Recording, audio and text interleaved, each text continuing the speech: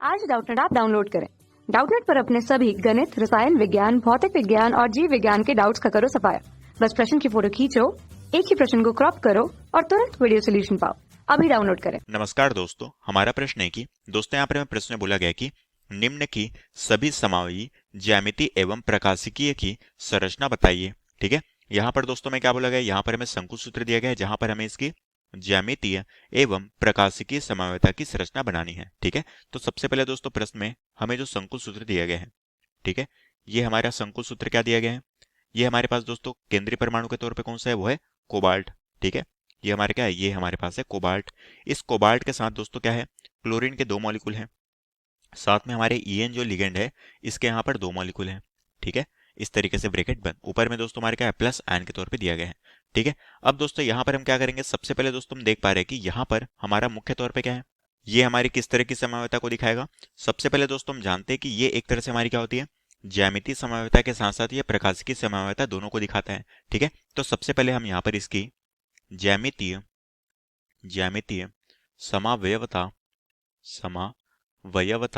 की संरचना देखते हैं कि इस एक सूत्र के हमें कितनी संरचना देखने को मिलेगी। तो दोस्तों हम जानते हैं कि इस एक सूत्र के हमें दो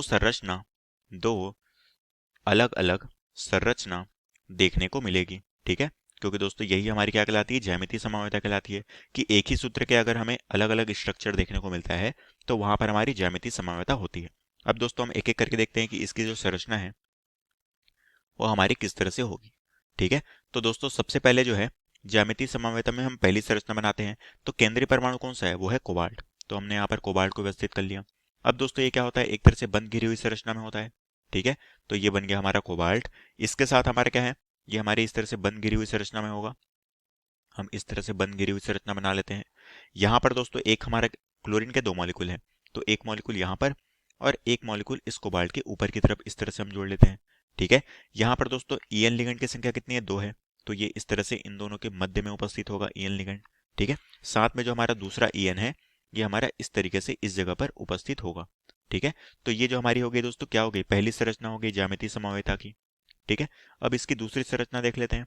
ठीक है, अब दोस्तों यहाँ पर इसकी दूसरी संरचना किस तरह से होगी, ये हो गया हमारा कोबाल्ट। ठीक है, ये हमारा इस तरह से बंद घिरी हुई संरचना में होगा, इस तरीके से हम यहाँ पर बना लेते हैं बंद घिरी हुई संरचना। ठीक है, ये हो गया यहाँ पर, ये यहाँ पर, ये हो गया यहाँ पर, ये हो गया यहाँ पर। अब दोस्तों क्लोरीन के 2 मॉलिक्यूल हैं। ठीक है, तो दोस्तों एक क्लोरीन यहाँ पर हम कहाँ जोड़ लेते हैं, एक क्लोरीन दोस्तों मैं यहाँ इस कोबाल्ट के ऊपर की तरफ जोड़ लेता हूँ। क्यों, क्योंकि ये हमारी क्या है, ज्यामितीय समन्वयता बना रहे हैं, तो ये संरचना हमारी इससे अलग होगी, डिफरेंट होगी। नीचे दोस्तों एक क्लोरीन का मॉलिक्यूल। ठीक है, अब दोस्तों यहाँ पर क्या है, अब दोस्तों यहाँ पर ईएन जो लिगेंड है इसके 2 मॉलिक्यूल हैं, तो पहला ईएन लिगेंड दोस्तों इन दोनों के मध्य जुड़ जाएगा। ठीक है, दूसरा जो ईएन लिगेंड है ये हमारा इन दोनों के मध्य जुड़ जाएगा। ईएन दोस्तों एथिलीन डाई ईमेन लिगेंड के तौर पे हम इसे जानते हैं। तो ये क्या हो गई दोस्तों, ये हो गई हमारी दोनों संरचना। ठीक है, अब दोस्तों ये हमारी क्या है, ज्यामितीय समन्वयता की संरचना हमने यहाँ पर देख ली। ठीक है, इसमें दोस्तों क्या है, इसमें दोस्तों ये हमारी क्या है, ये एक तरह से हमारी जो है इस संरचना को हम सिस संरचना के तौर पे जानते हैं। ठीक है, ये हमारी किसकी संरचना है, ये हमारी सिस की संरचना है, ये हमारी ट्रांस की संरचना है। ठीक है, ये हमारी सिस और ये हमारी ट्रांस की संरचना है। अब दोस्तों साथ में हमें क्या बोला गया था, साथ में हमें यहाँ पर बोला गया था कि इसके प्रकाशिकी संरचना भी बनाई है।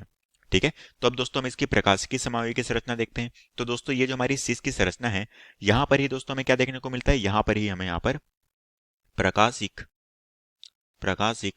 समावयवता